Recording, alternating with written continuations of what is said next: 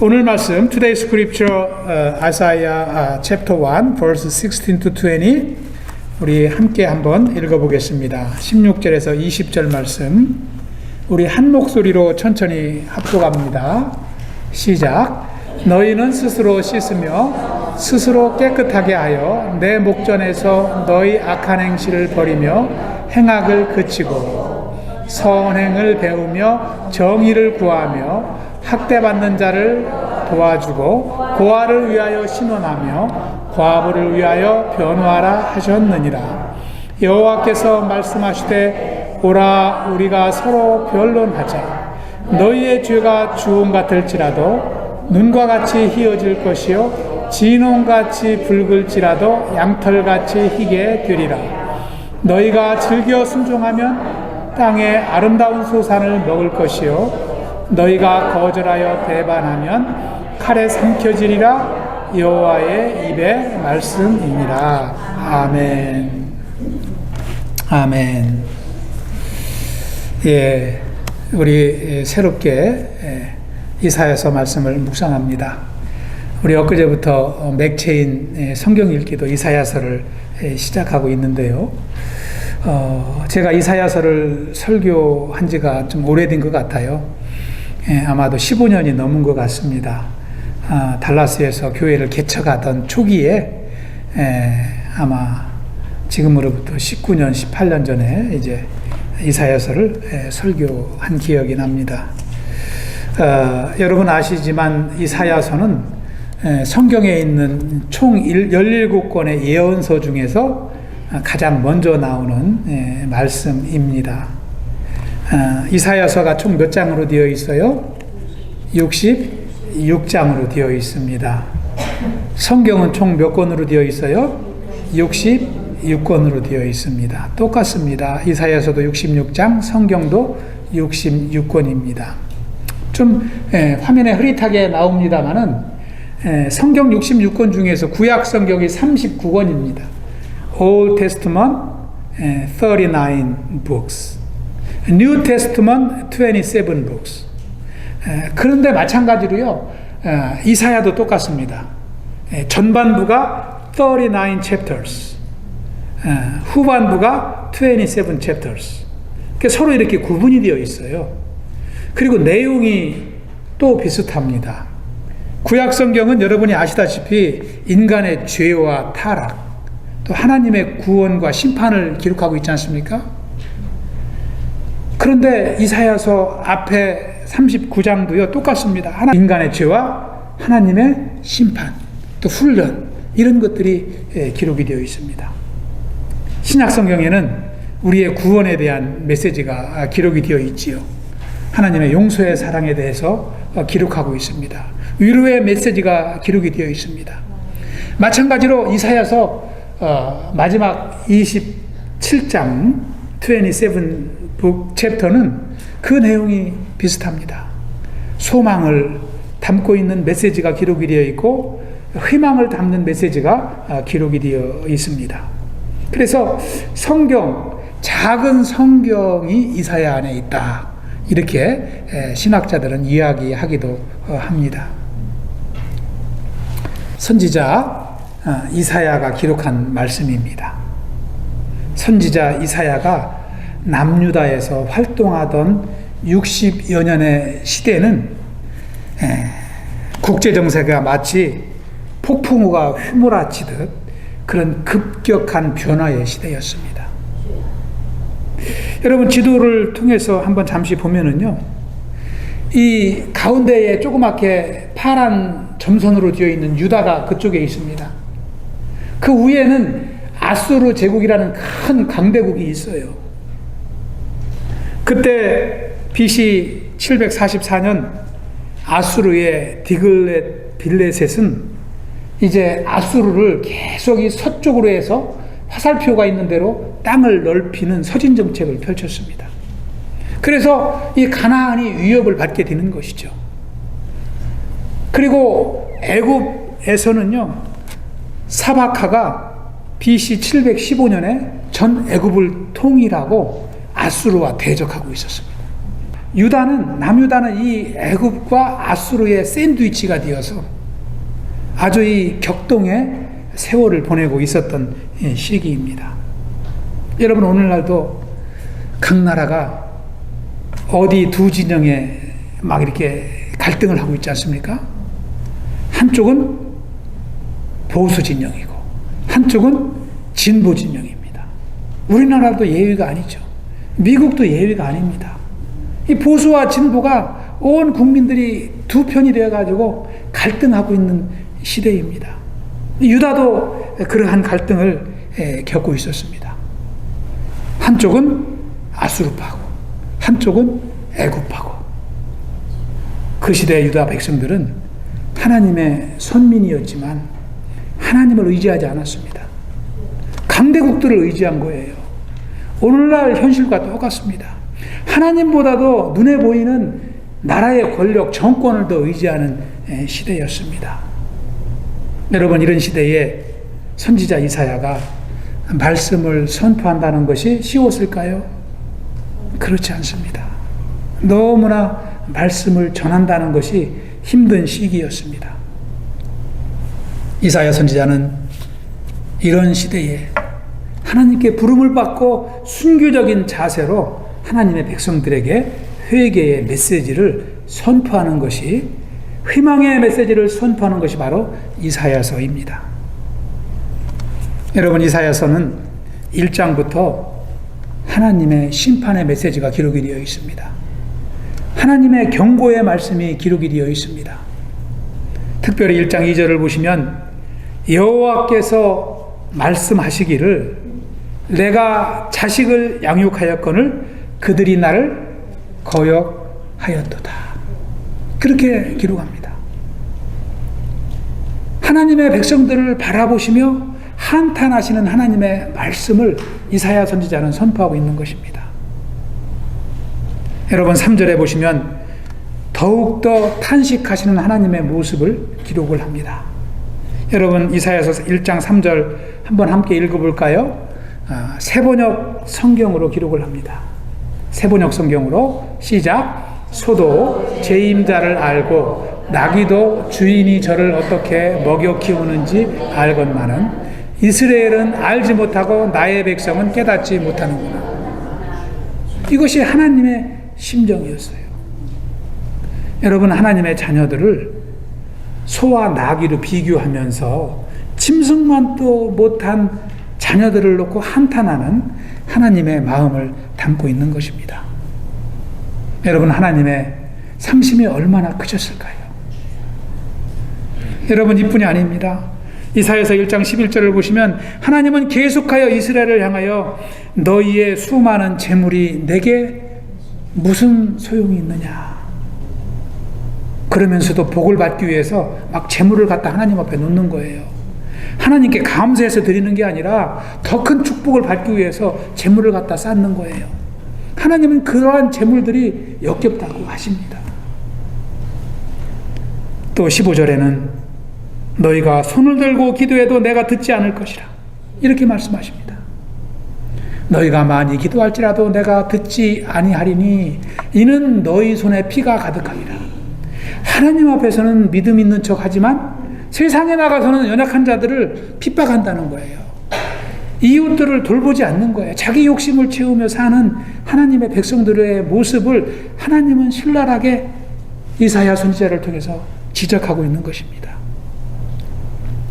여러분, 하나님의 심령이 이렇게 낙심하신 것이 왜 그럴까요? 그것은 한 가지입니다. 한마디로 말하면 하나님의 백성들이 믿음으로 살지 않는다는 거예요. 하나님의 자녀들이 진정한 하나님의 자녀로 살지 않는다는 거예요. 거기에 문제가 있고 그것을 통해서 하나님은 너무나 상심하시고 아파하시는 것입니다. 그래서 하나님은 어떻게 하든지 하나님을 인정하지 않은 당신의 백성들을 하나님의 자녀로 다시 세우기 위해서 이사야 선지자를 세우시고 그들이 말을 듣지 않지만 계속해서 하나님의 말씀으로 선포하고 있는 것입니다. 여러분, 마치 부모가 말을 듣지 않는 자녀를 올바로 인도하기 위해서 자녀를 향한 사랑을 끊이지 않는 것과 같습니다. 어떤 사람들은 이사야서는 1장부터 막 백성들을 꾸중하시는 말씀들이 계속 나오잖아요. 또 심판하시는 말씀들이 계속 나오잖아요. 그래서 이사야서를 좋아하지 않습니다. 이사야서를 잘 묵상하지 않으려고 그래요. 그런데요, 우리가 부모된 자로서 부모의 심정을 가지고 이 말씀을 읽으면 이보다 더 큰 은혜의 말씀이 없습니다. 불순종하는 자녀들을 끝까지 놓지 하시는 하나님의 사랑을 우리는 확인할 수 있기 때문입니다. 오늘 말씀에서 하나님은 이사야 선지자를 통해서 자녀들을 회복시키기 위해서 4가지 말씀을 하고 계십니다. 하나님의 진실된 자녀가 되기 위해서 필요한 것들을 말씀하고 있습니다. 그 첫 번째는 16절에 나옵니다. 우리 한번 다시 16절에 읽어보겠습니다. 시작. 너희는 스스로 씻으며 스스로 깨끗하게 하여 네 목전에서 너희 악한 행실을 버리며 행악을 그치고. 아멘. 첫 번째는 씻어 깨끗하게 하라. Wash and make yourself clean. 그렇게 말합니다. Wash and make yourself clean. 우리가 음식을 먹기 전에도 먼저 손을 씻지 않습니까? 마찬가지로 하나님의 말씀을 받기 위해서 너희의 마음을 정결하게 하라는 거예요. 여러분, 우리가 이 성전에 들어오면 예배 전에 기도하지 않습니까? 그 왜 그래요? 왜 참여의 기도를 드립니까? 우리 마음을 씻기 위해서 그런 거예요. 하나님, 내 예배를 받으시기 위해서 우리의 마음을 정결하게 하여 주시옵소서. 세상에서 범한 죄악들을 용서하여 주시고 다시 주님의 자녀로 나를 인도하여 주시옵소서. 그런 기도를 드리지 않습니까? 우리의 심령이 가난해질 때 말씀이 임해도 그게 은혜가 되기 때문입니다. 하나님은 당신의 자녀들에게 먼저 씻으라고 말씀합니다. 여기서 씻는다는 것은요, 스스로 정결하게 하라는 것입니다. Yourself clean. 이렇게 말씀하시는 거예요. 하나님을 믿지 않고 세상을 의지한 죄악들, 이웃 나라들을 더 의지한 죄악들, 물질을 쫓아 살던 죄악들, 그런 것들을 다 완전히 깨끗하게 씻고 하나님의 말씀을 더 받으라는 것입니다. 아까도 말씀드렸지만 이스라엘 백성들은 아수르와 유다를 더 좋아했어요. 왜요? 더 힘이 있고 강한 나라이기 때문에 그렇습니다. 하나님은 이러한 백성들의 죄악을 16절에서 evil deeds, 악한 행실이다 이렇게 말하고 있어요. 악한 행실이다. 그렇게 물질을 쫓고 세상을 쫓고 부귀영화를 쫓는 것은 하나님의 백성으로서 악한 행실이다. 이렇게 말씀하고 있는 것입니다. 하나님의 백성들을 사랑하시지만 하나님의 백성들이 세상의 마음을 빼앗기면 하나님을 사랑할 수 없는 것입니다. 하나님의 사랑을 받을 수 없기 때문에 하나님은 먼저 그들의 마음을 정결하게 하라고 말씀하고 있습니다. 저와 여러분의 삶 가운데에도 하나님의 말씀보다 우리가 더 귀하게 여기는 것들이 있습니까? 우리는 똑같이 이 말씀을 받아야 될 줄로 믿습니다. 하나님을 섬기고 의지하는 신자의 삶에 걸림돌이 뒤는 것을 먼저 우리는 치워야 은혜의 삶을 살 수 있는 것입니다. 여러분, 전도를 해보면요, 교회에 나오지 못하는 사람들을 자주 만나게 되잖아요. 근데 그들과 대화를 하다 보면은 그들의 삶의 중심이 뭐가 있어요? 물질이 딱 버티고 있는 거예요. 그것을 하나님보다 더 의지하기 때문에 삶에 더 귀한 것으로 여기기 때문에 말씀을 쉽게 영접하지 못하는 것입니다. 교회에 나오는 것이 두려운 거예요. 그들은 물질보다 생명이 더 귀하다는 사실을 깨닫지 못하기 때문에 주의 자녀가 되는 것을 꺼려하는 것입니다. 내가 귀하게 여기고 좋아하는 것이라도 그것이 장차 결국은 내 인생의 장애물이 된다는 것을 미리 깨닫는다면 그 사람은 은혜 받은 자인 줄 믿습니다. 저와 여러분이 신앙생활에 걸림돌이 되는 것을 아까워하지 말고 우리가 치울 수 있게 축복합니다. 두 번째로 진실한 하나님의 자녀가 되려면 선행을 배우라고 권면하고 있습니다. Learn to write 이렇게 말씀합니다. 우리 17절도 다시 한번 읽어보겠습니다. 17절 말씀 시작. 선행을 배우며 정의를 구하며 학대받는 자를 도와주고 고아를 위하여 신원하며 과부를 위하여 변호하라 하셨느니라. 아멘. 이 17절 말씀은 한마디로 옳은 일을 배우고 옳은 일을 행하라 그런 말씀입니다. 하나님의 자녀는 악한 일을 하지 않는 것만으로는 충분하지 않습니다. 적극적으로 옳은 일을 행해야 한다는 것이죠. 여러분, 세상의 정의는 무엇입니까? 세상의 법은요, 남에게 피해 주지 않으면 됩니다. 그런데 하나님의 법은, 하나님의 말씀은 남에게 피해를 주지 않는 것으로 충분하지 않습니다. 어떻게 하라고요? 이웃을 사랑해야 돼요. 사랑해야 돼요. 그냥 무관심하게 피해만 주지 않으면 하나님의 자녀로서 자격이 안 되는 거예요. 그 세상의 기준과 하나님의 기준이 그래서 다른 것입니다. 17절에 기록된 대로 학대받는 자, 고아와 과부를 돕는 삶을 살라는 것입니다. 이스라엘 백성들은요, 자기 욕심이 가득했기 때문에 연약한 사람들을 바라보지 않았습니다. 그것을 하나님은 책망하고 있는 것입니다. 연약한 사람들이 억울한 일을 당하지 않도록 도와주는 것이 하나님의 자녀의 삶이요 이웃사랑인 줄 믿습니다. 중국 당나라 때 송청이라는 유명한 한약사가 있었다고 합니다. 여기 그림에 나와 있지만 이 송청이라는 한약사는 약을 조제하는 탁월한 재주가 있습니다. 그래서 그분이 이 사람이 제조한 약을 먹으면 병이 낫는 거예요. 그러니까 유명해질 수밖에 없지 않습니까? 그래서 많은 사람들이 이 송청의 약국을 찾았습니다. 그래서 한약을 지어가서 먹고 병을 치유했다고 합니다. 그런데 돈이 없는 사람도 있지 않습니까? 그런데 송청은 돈이 없는 사람에게도 약을 지어줬어요. 먼저 지어줍니다. 그리고 나중에 돈이 있을 때 갚으라고 하고 약을 지어줍니다. 이 사람을 살렸습니다. 그런데 이 비즈니스가 위상이 많으면 어떻게 돼요? 슬로하지 않습니까? 그래서 돈을 받지 않고 위상으로 약을 지어주다 보니까 이 한 해가 지나가고 연말에 딱 장부를 정리해 보면 이 위상 장부가 막 이 수십 건이 되는 거예요. 위상이 너무 많은 거예요. 계속 늘어나는 거예요. 그래도 이 송청은 그 돈 없는 사람에게 약값을 독촉하지 않았다고 그래요. 그리고 한 해가 지나가면 그 위상 장부를 다 불에 태워버렸다고 그래요. 돈을 받지 못하는 거죠. 사람들이 송청에게 헛장사를 한다고 그를 놀렸습니다.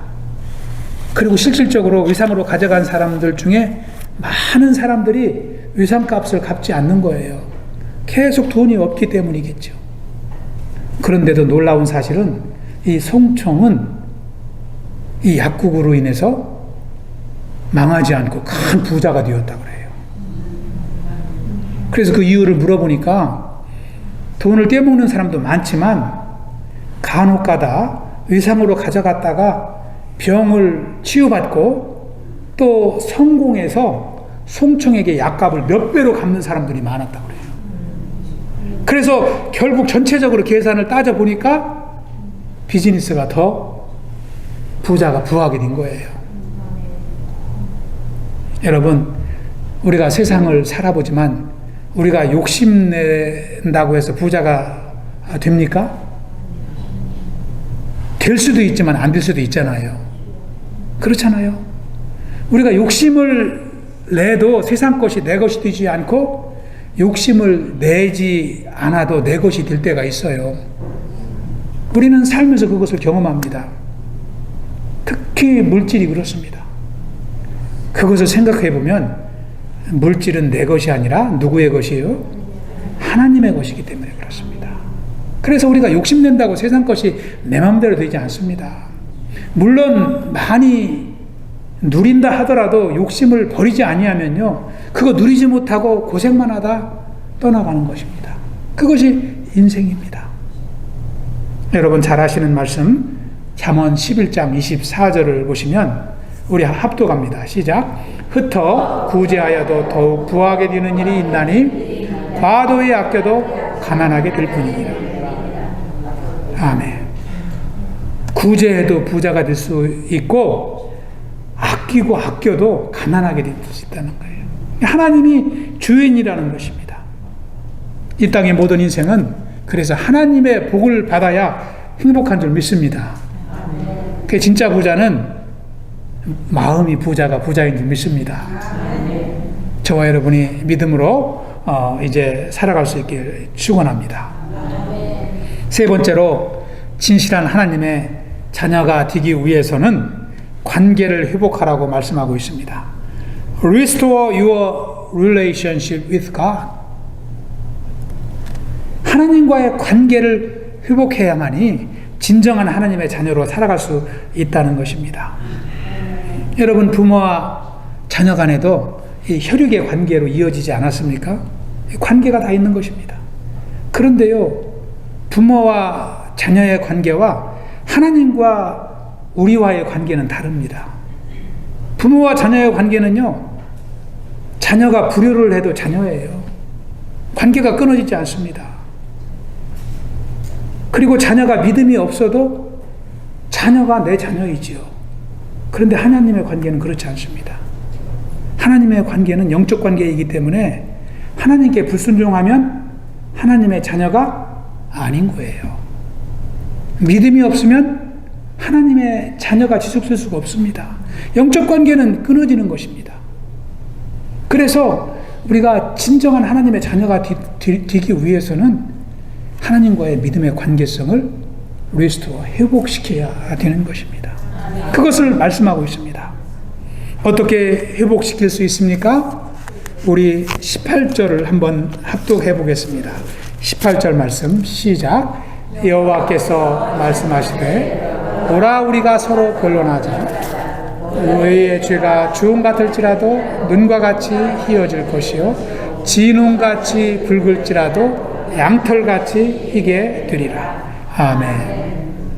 하나님은 죄악에 빠진 백성들을 초청하고 있습니다. 우리가 변론하자고 하는 것은 허심탄회하게 한번 이야기해보자 그런 뜻입니다. 너희가 어떤 죄에 빠져 있을지라도 내가 다 용서할 테니 우리 한번 허심탄회하게 이야기해보자 이렇게 말씀하는 것입니다. 주홍같이 붉은 죄, 눈과 같이 진홍같이 붉은 죄악도 양털같이 희게 하신다고 말씀하십니다.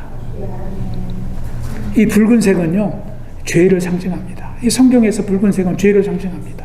흰색은 거룩과 성결을 상징하는 색상입니다. 주홍빛 같은 죄로 물든 이스라엘 백성은 하나님의 심판을 받아야 마땅하지만 하나님은 그들을 용서의 사랑으로 품고 계시는 것입니다.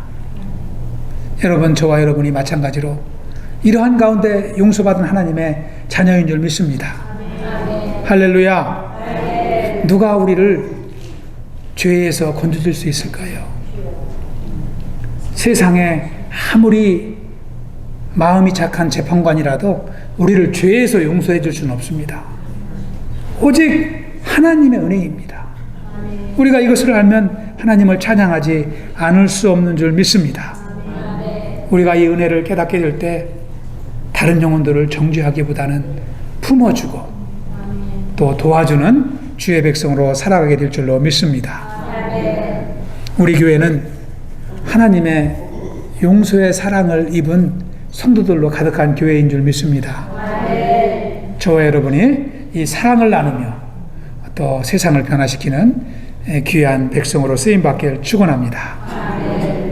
마지막으로 네 번째, 하나님의 진실한 자녀가 되기 위해서는 obey God. 하나님께 순종하라 이렇게 말씀합니다. 여러분 19절 20절을 한번 보실까요? 19절에 보시면 이제 순종의 축복과 불순종의 저주에 대해서 선포하고 있습니다. 너희가 즐겨 순종하면 땅의 아름다운 소산을 먹을 것이요 너희가 거절하여 배반하면 칼에 삼켜지리라. 여호와의 입의 말씀이니라. 순종과 불순종에 대한 이제 말씀을 기록하고 있습니다. 여기 19절에서 말씀하는 땅의 소산이라는 것은요, 땅의 아름다운 소산이라고 되어 있는데 영어 성경에 보면은 the best of the land 이렇게 되어 있습니다. 땅에서 가장 best, 가장 좋은 것이래요. 하나님께 순종하면 이 땅에서 가장 좋은 것을 하나님이 주신다는 거예요. 그런데 그것은요, 꼭 이 땅에 있는 금은 보화만을 의미하는 게 아닙니다. 이것은 결국은 이 땅의 것과 하나님의 축복을 의미하는 거예요. 이 땅의 축복은요, 하늘의 축복의 그림자에 불과합니다. 그렇기 때문에 이것은 결국은 하나님께서 우리 인생을 이 땅에서도 축복하시고 하나님 나라로 인도하시며 영원한 축복을 주신다는 약속이기도 합니다. 여러분, 많이 기도하시고 또 묵상하시겠지만 어떻게 순종의 삶을 살 수 있습니까? 여러분, 우리가 하나님의 자녀로서 어떻게 순종할 수 있을까요? 그것은 거룩한 삶을 사는 것입니다. 우리가 아무리 주의 백성이라고 하지만 세상 사람들과 삶이 다르지 않으면 하나님께 절대 순종할 수 없습니다. 우리의 삶 가운데 거룩한 제사를 드려야 되는 것입니다. 아침에 기도하는 일이 기쁨이 되고 날마다 말씀을 묵상하고 읽는 것이 사역이 아니라 내 삶이 되어야 됩니다. 그것이 은혜가 되어야 됩니다. 그러한 거룩한 삶을 통해서 우리는 하나님께 순종하는 삶을 배워가게 되는 것입니다. 여러분 잘 알지만 아담을 보시면 우리는 그것을 너무나 분명하게 알 수 있습니다. 아담이 하나님께 순종하며 에덴 동산에 거할 때는 에덴 동산이 어떠한 환경이었어요? 뭐 없는 것이 없었어요. 먹는 걱정, 사는 걱정, 미래 걱정, 걱정이 없었어요. 그런데 아담과 그의 아내 하와가 불순종하여 그의 가정이 타락했을 때 어떻게 됩니까? 창세기 3장 18절에 보시면 땅은 가시덤불과 엉겅퀴로 가득했다고 그랬어요. 그의 삶의 환경이 완전히 바뀌어버리는 거예요. 창세기 4장 12절에 보면은 밭을 갈아도 땅이 다시는 그 효력을 주지 않게 되었다. 이 여러분 순종의 삶과 불순종의 삶이 너무나 확실하다는 것을 우리는 성경을 통해서 배우게 됩니다.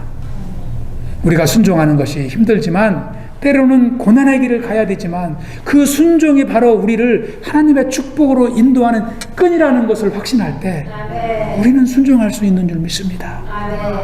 순종을 결단하는 삶을 살아가게 되는 줄 믿습니다. 할렐루야. 오늘 말씀을 정리합니다. 제가 최근 읽은 책 중에서요, 우리 복음주의자 팀 켈러 목사가 쓴 탈기독교 시대의 전도라는 책이 있습니다.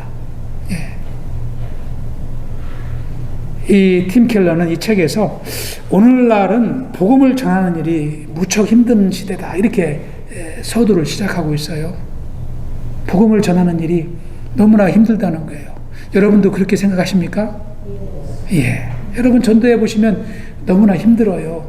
그래도 우리는 해야 되는 줄 믿습니다. 그런데 이 팀 켈러가 그 원인을 분석을 해보니까 오늘날 시대는 예전과 다르다는 거예요. 얼마 전에는 이 비기독교 시대라고 그랬는데 오늘날에는 탈기독교 시대라는 거예요. 비기독교 시대는 뭐고 탈기독교 시대는 뭐냐면 비기독교 시대에는 믿지 않는 사람도요 성경의 말씀을 이해는 했다는 거예요. 이해는 알고 있었고 우리가 전하는 이제 복음에 대해서 수긍은 하지만 믿지 않을 뿐이었어요. 그런데 탈기독교 시대에서는 그것을 완전히 배척하는 거예요.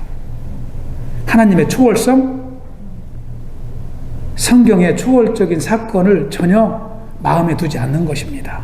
그리고 눈에 보이는 것만 따라 사는 거예요. 그러니까 그런 사람들에게 복음을 전하는 일은 더 힘든 것입니다.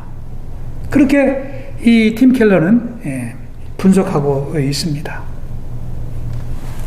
저는 이사야서 말씀을 준비하면서 오늘날 탈기독교 문화가 바로 이사야서에 나와 있는 남유다의 문화가 아닌가 그런 생각을 해봅니다. 오늘날 이 시대와 유다의 문화는 너무나 흡사한 것입니다. 오늘날도 사람들이 하나님을 인정하지 않습니다. 교회에 나오는 사람들 중에 많은 사람들이 하나님을 믿는다고 하지만 하나님의 영광을 위해서 살지 않아요. 자기들의 욕심은 따로 있습니다. 그리고 그 욕심을 위해서 하나님을 찾는 것입니다. 오늘날 우리가 참 이 시대를 살면서 하나님이 우리에게도 원하시는 것이 무엇인지 우리는 오늘 말씀을 통해서 분명하게 발견하게 되는 줄 믿습니다. 오늘 말씀과 같이 우리가 먼저 우리의 마음을 씻고 정결하게 함으로 이웃을 바라보는 삶을 살아야 될 줄로 믿습니다. 날마다 말씀과 기도 가운데 하나님과의 영적 관계를 회복하고 또 주님 주신 사명을 위해서 순종의 삶을 살아갈 때에 하나님은 우리 교회를 축복하여 주시고 이 탈기독교 문화 시대 가운데 코브 교회를 통해서 생명의 열매를 맺게 하실 줄로 믿습니다. 저와 여러분이 참 선지자 이사야와 같이 시대를 문화를 거슬러 승리의 삶을 살아가는 주의 백성 되시길 축복합니다. 우리 옆에 계신 분과 함께 한번 인사하겠습니다. 진실한 하나님의 자녀가 됩시다. 옆에 계신 분을 보고 인사를 나누세요. 다시 한번 진실한 하나님의 자녀가 됩시다. 아멘. 기도하겠습니다. 하나님 아버지 감사합니다. 새롭게 이사야서 말씀을 통해서 하나님의 사랑을 묵상하게 하시니 감사를 드립니다. 아버지, 시대가 악하고 변해가지만 변치 않는 하나님의 말씀을 의지하는 주의 백성으로 세워주심을 인하여 감사를 드립니다.